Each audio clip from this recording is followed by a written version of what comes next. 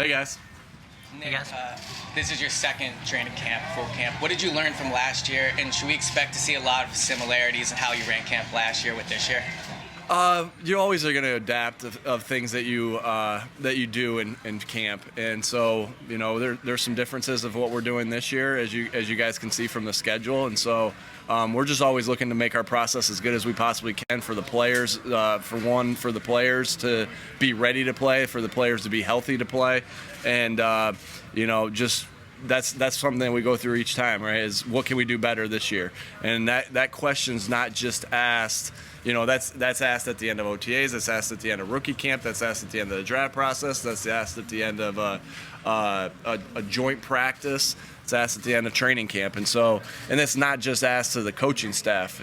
We're talked through it with the front office. We talked through it with the media, with Bob. We talked through it with the strength staff, everybody. So there'll be some differences as you guys have seen, and look forward to getting out there and working. Now, the expectations are seemingly high after the roster construction this offseason. You've been around a long time, and you've seen both sides of the coin there. How do you feel about that coming into the season? Yeah, I feel like this is Philly. Obviously, there's always going to be expectations, and at the end of the day, we got to start that with camp. I mean, we got to start that with having a good camp, having a competitive camp, getting guys ready to play for the start of the season. So for us, we're just trying to stay in the moment and make sure we're evaluating the team and getting the best possible players that we possibly can get ready for Detroit. Nick, you've talked so much about Jalen getting a second year in your offense. How do you expect that to show out on the field? Yeah, similar to how it played out in OTAs. You could just see he's a year further into it, that the decisions are being made quicker and faster each time he gets a rep at it, just like a lot of quarterbacks in this league, right? They get better with their decision making over time, and so you're definitely going to see that. You'll still see his playmaking ability with his feet. I saw a more accurate passer in OTAs. Now he's got to go and continue to improve every single day. But I really thought he had great progress in OTAs. He's just got to continue to ride the momentum of that through training camp each and every day. What about your comfort? Bradbury and Tart? What was it about those two guys that you like in the position? How do you let him, when do you give up in that, a question that you're just like, at what point? You just gave up. He was totally resigned. At halfway through, there you go. I'm sorry, I was thinking about my answer. What was the question? Tart and Bradbury, late off-season signings. What was it about those two guys? See, you can get a guy late in signing. Remember that first week? We didn't do anything. I know. When nothing happened. March, those league meetings were fun. How do you answer the fans who say you've done nothing this offseason? I think for Bradbury, this is a guy that we spent a lot of time evaluating as he came out. We didn't have a second-round pick that year. Competed against him in Carolina and the Giants. Had a lot of respect for the player and the person, and was excited to get the opportunity to get him into Philadelphia. Obviously, you've seen him going against the guys in the NFC East, which is a big part of us. The NFC East is our first goal the coach outlines with the team. And then with Tart, we always try to kind of keep looking at our boards. Our scouting department does a great job of keeping our boards updated and telling us who the top guys on those lists are. And he kept kind of showing up. And this is a guy who's played 7 years on a very good defense in San Francisco, played at a high level, played in big games, has the right temperament, so we're excited to add him to the team as well. Nick, your comfort level in year two, and you too, Howie, as far as being more comfortable, understanding what the staff wants. How is it different for you guys this year as opposed to coming into camp last year? You can just see how much further you are along, right? There's a lot less questions on how things are run. I mean, it's just everything. The first year you're figuring different things out as you go, and so that year experience is huge amongst the coaches, coaches to players relationship, coaches to coaches relationship, and coaches to front office relationship.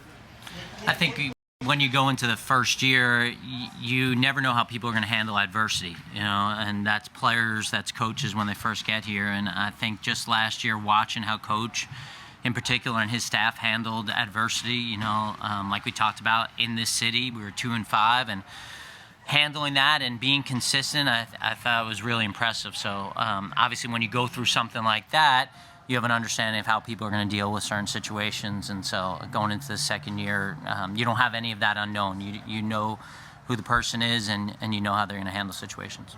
How were you around the last time? Did you tell the guys about expectations coming in? Brought in a big-time receiver. He's gone. He was in the like. He was like You 3 didn't- sentences you didn't into hear, it. you didn't hear. And then back to girls. I got a really good question. All right. Kind of following up on what Howie was asked about expectations, like what do you tell the guys, or what did you tell the guys yesterday about the heightened expectations for this season, kind of keep them? Yeah, I mean, expectations, right? I mean, again, like Howie said, this is Philly, right? And so I didn't feel like expectations weren't high last year, right? Whether somebody said they weren't or somebody said they weren't, they were high. Their standard was high, and I know the city's standard was high. And so that's not new. Now, as far as what I said to them, my message to them was very clear. Like, I can't tell you how many times this year or this summer somebody's come up to me and said, "Oh my, hey, NFC East, then we're gonna go and we're gonna have a home playoff game, then we're gonna win that one, then we'll just see what happens." Like, we got training camp to do, right? And that's every day you have to go through this process. And I think I've talked about this before. Like, when you're trying to climb a mountain, you don't look at the top of the mountain and say, you might initially, but you don't look at the top of the mountain every single day and like, I got to climb that. You look at the part of the mountain you got to climb that day, and you focus on that. And that's what training camp's about. You focus on the daily deposits. That was my message yesterday. We talked about a track runner. Devin Allen was very into the story. So we talked about a track runner that made daily deposits, and when it was time to cash a check, his check didn't bounce. He had the money in the bank because every single day he worked hard. He worked hard every single day to make sure that he was ready for the Olympics. That's the same thing with us. We get all the expectations are great, everything there, but it's day by day, and it's what are we going to do today to be ready to have a good preseason game number one, and so on and so forth. So daily deposits, and that doesn't matter. And if you live in that world, then it doesn't matter if you're an underdog, if your expectations are high. You're just working on how you get better every single day, and that's all we're focused on. Have you climbed a lot of mountains, Coach? I've never climbed a mountain. Never. I've done the little thing on the side with the.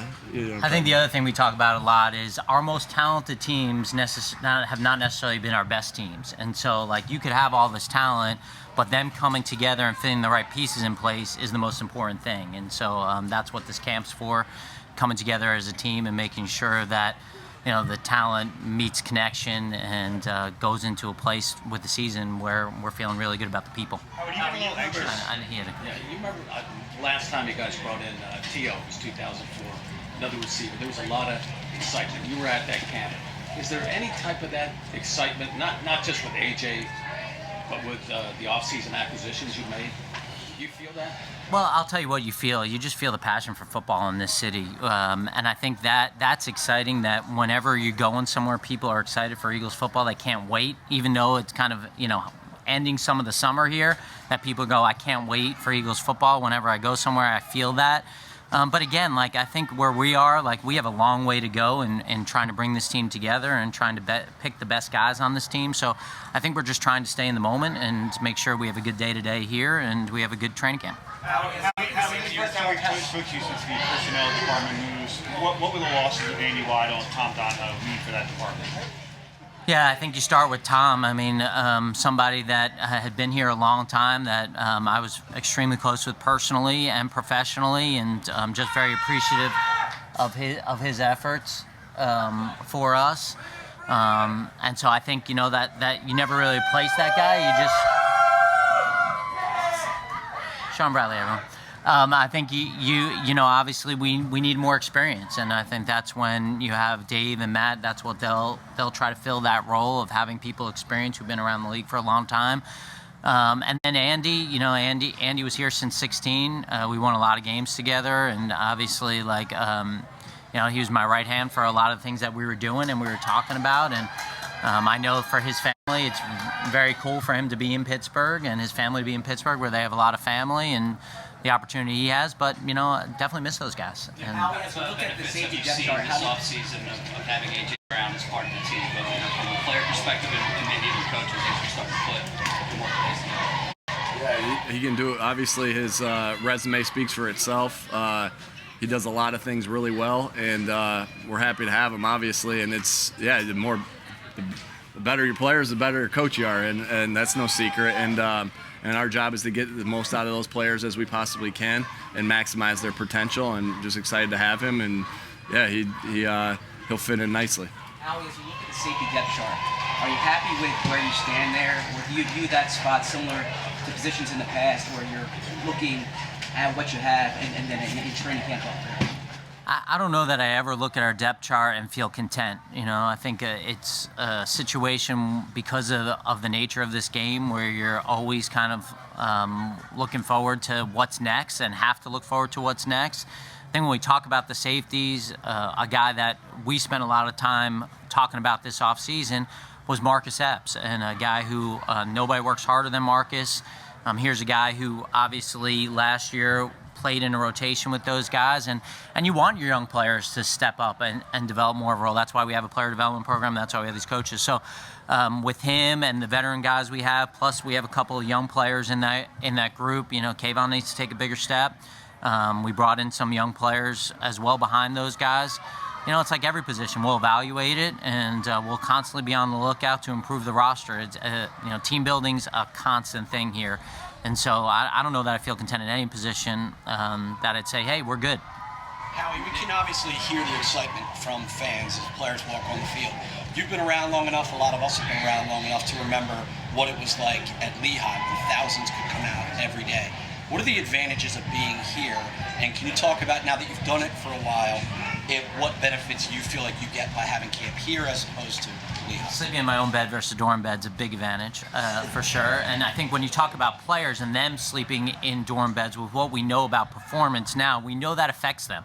Them not being able to sleep in the same kind of beds, having the same performance related aspects of cryo, massages, all of that. For us, this facility was built. It was an amazing facility. The cafeteria, the access they have to nutrition, for all of us being able to have our systems in place here, which when you go up to Lehigh is harder.